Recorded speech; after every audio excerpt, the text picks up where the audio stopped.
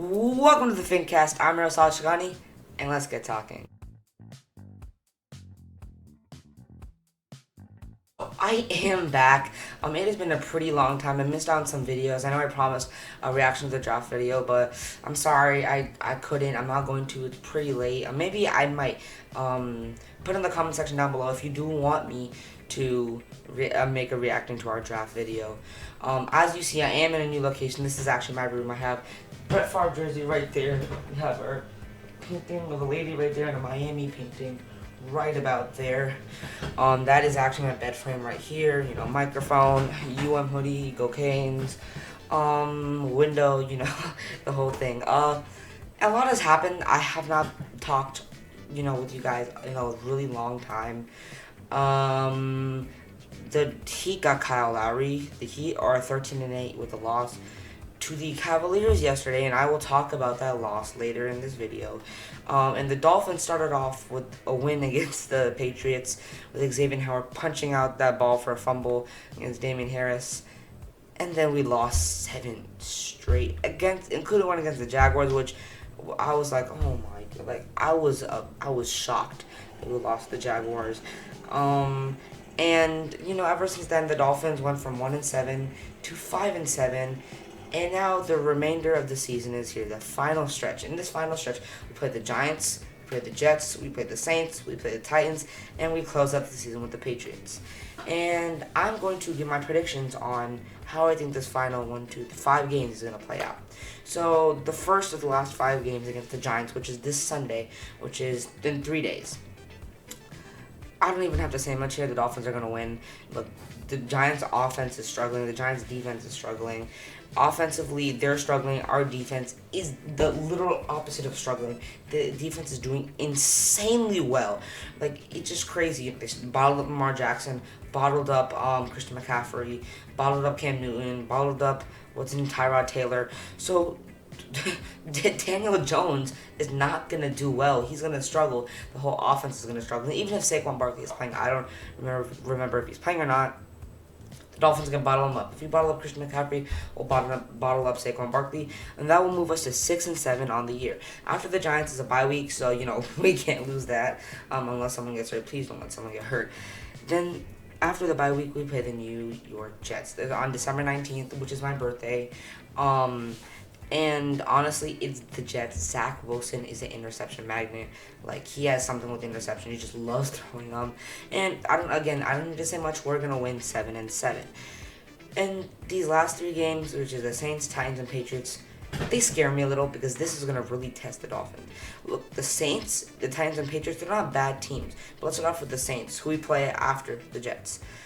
The Saints, I think the Dolphins can pull off a win because even though they do have Alvin Kamara and they have, Jameis Winston, again, I just believe in this Dolphins defense. And I know if I told myself this, 4 or 5 weeks ago, I would have laughed at myself. But I genuinely believe in the Dolphins defense. They are doing very well. And I think we can bottle up Alvin Kamara, we can give Jameis Winston fits, and Tua on the offense can do just enough. So the New Orleans offense has to catch up, which the Dolphins are going to shut down.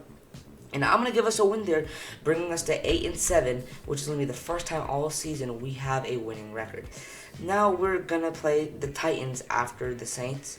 And this one, honestly, it might be one of the easier wins out of the last 3 weeks. And the reason why is because while the Titans, their offense isn't bad without Derrick Henry, it has been struggling. And without Derrick Henry, Tannehill is really forced to kind of take over the game and deliver. And he has had problems with that this year. He can never do it in Miami. Because usually he can deliver when he needs to, but the whole game for him to be doing it, I don't see him doing it. The Dolphins defense, Brian Flores surely knows how to make Tannehill have fits, right? Throw him that defense. Don't give Tannehill time to throw. Whenever Tannehill doesn't have time to throw, even in Miami and Tennessee, he's pretty bad. So the Dolphins are going to win against the Titans. I don't think their backup running back is going to do enough to hurt the Dolphins. And for the offensively for the Dolphins, Tua just has to, do what he needs to do. He just needs to, in those moments, he needs to make those plays. And if he takes over, I'll take it. He's being hyper accurate these past few weeks, so we'll probably be fine. The Dolphins are going to be 9-7 that week. The next week, in the final week, week 17, we play the Patriots. I don't think we can win.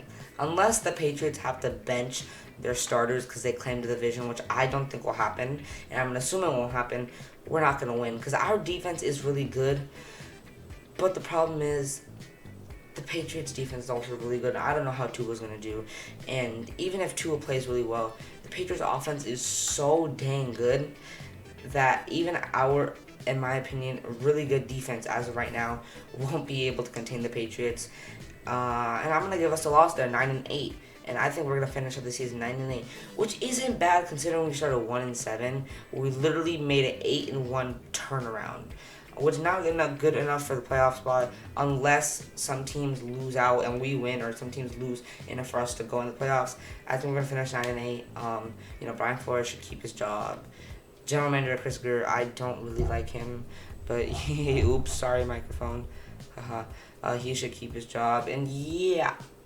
So with that being done, as I said earlier, the Miami Heat acquired Kyle Lowry, and then yesterday they lost 101 or 100 something to 80 against the Cavaliers, and the reason that they lost is because Bam Adebayo wasn't playing. So for those of you who don't know, Bam Adebayo has a torn ligament in his thumb. He's gonna be out 6 to 8 weeks. And that is a pretty big blow for the Heat, because Bam Adebayo is literally, he's just insane. This man he can guard anyone on the court. He can grab you rebounds and he can make buckets. Okay, sure he doesn't have a 3-point shot, but he can lay it up. He can shoot mid range, a little bit of a deep mid range. With Bam Adebayo being out 6 to 8 weeks, I don't think the Heat are going to do well at all. And I believe in Jimmy Butler. I believe in Kyle Lowry. I believe in Tyler Herro, who is popping off. And I will talk about this also later on the show today. With us missing Bam, I just don't see us doing pretty well over the stretch. Especially we played the Bucks. Who's going to guard Giannis? Dwayne Dedmon? The man is slower than a snail. I kid you not, I literally saw a snail run faster than Dwayne Dedmon. No offense to Dwayne Dedmon, but I don't see the Heat doing very well. And this could really hurt us in the playoffs later on, for Bam missing 6 to 8 weeks.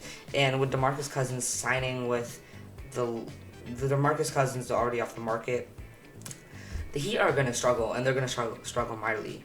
And that's pretty brutal.